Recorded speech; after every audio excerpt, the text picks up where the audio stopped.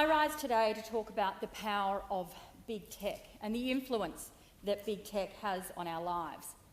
My teenage daughter is a digital native.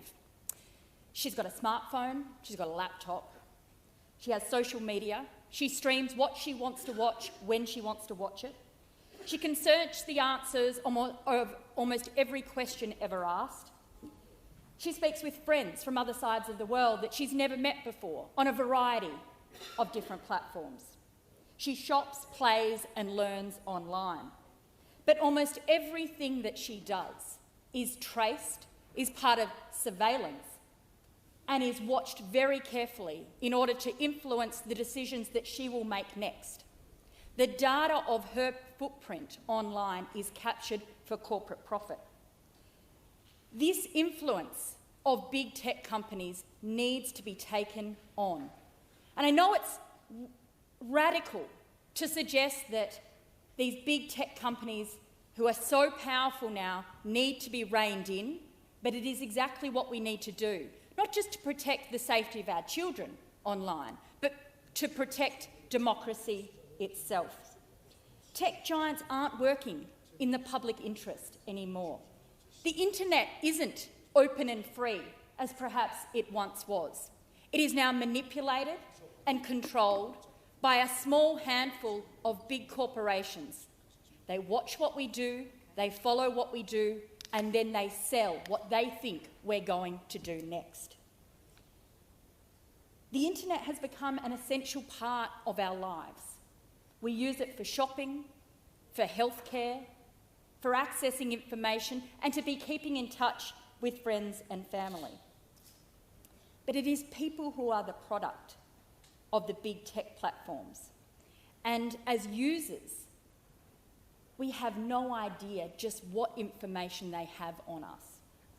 We need better regulation, we need openness and transparency, and we need a genuine conversation about creating an open and transparent and public space for what is online. Corporations should never have been allowed to get this powerful. We're in the middle of a debate here in Australia right now about the influence of two big companies, Google and Facebook, because there is a suggestion that one part of what they do would be regulated because of the huge market share they have. And instead of participating in that conversation in a genuine, balanced way, those two big corporations, Google and Facebook, have said they'll pull the plug. They'll withdraw their services. How did it get to a point when corporations this big, who have so much influence and control over our lives, can just say they'll take their bat and ball and go home? If there was ever an example of why we need proper and better regulation in the tech space, online and of these big tech giants, this is it. We need scrutiny of the algorithms that run these services, more rights for users of what data is gathered and how it is used, regulation of hate speech and misinformation, proper taxation of companies that are making billions and billions of dollars from the users that are simply accessing this service as an essential part of their daily lives, and these companies are collecting this data and selling it to advertisers. Platforms would have you believe that they're simply an independent third party. They're the road that you take to get from A to B. But of course, everything along that road is collected, is sold, and you don't even know which parts of your journey are being traced and who that information is going to. It is your data and it should be your choice. It should be up to the Australian people, the individual user, to decide what is traced, sold, who should profit from it, and for what purpose. It is time that we actually had a genuine, open conversation about how big and powerful these companies have gotten. Technology is an important element of how we have developed and how we're going to deal with the challenges of the future, particularly in a time of global change, dealing with climate change, environmental destruction, and trying to bring the world together rather than divided. But if we're to do that, democracies need to be protected. Technology needs to be set amongst rules that are fit for the community and not just for corporations. We need oversight of social media and the mechanisms in place to ensure that they are responsible for the information that is promoted and used. It is unthinkable that in the time of a global pandemic that we have some companies making money off the promotion of misinformation that could put people's health at risk. It is unthinkable that some people can post in positions of power and responsibility misinformation about health advice and not have to be held accountable for it. We need to prevent the spread of misinformation and hate speech online. Facebook has become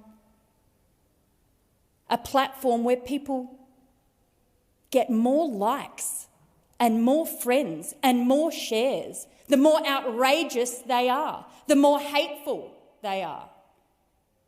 Is that good for the rest of democracy? Is that good for social cohesion? Is that good for community? What rules and practices do we need to put in place to make sure that these spaces that have become quasi-public, the new town square, are regulated in the same way that it would be if it was offline? These conversations are happening not just here in Australia, but around the rest of the world. But the big underlying element of all of this is what we do as users, how that information is collected, who owns it and where it goes.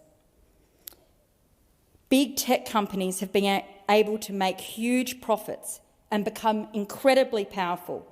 It's time to regulate them in the public interest so that everyday people can take back control over the decisions they make, where their information goes and who they share it with. There's a lot of impressive people working in this space. It's time for us as politicians, as thought leaders, as government members, to not be afraid of these big companies, not be afraid of taking on these monopolies, but instead look at what are the solutions. And it may be that some of these companies are way too big and need to be broken up. They have such a monopoly that they are distorting the market. It may be that government needs to invest in genuine services for the public good. Social media platforms that are run independently and for the public, for the community. Search engines that are there to give people information, not to sell data to advertisers. But whatever the solution is, it must involve proper rules and regulation that are fit for the world that we live in today, fit for ensuring that the online space is safe, is open, is transparent, and is accessible to all people. If it's good enough in the local park, it should be good enough online. If it's good enough in the town square to have rules and social norms, then it shouldn't be so hard to expect that of corporations and businesses to behave appropriately, to be honest and open with the community online too.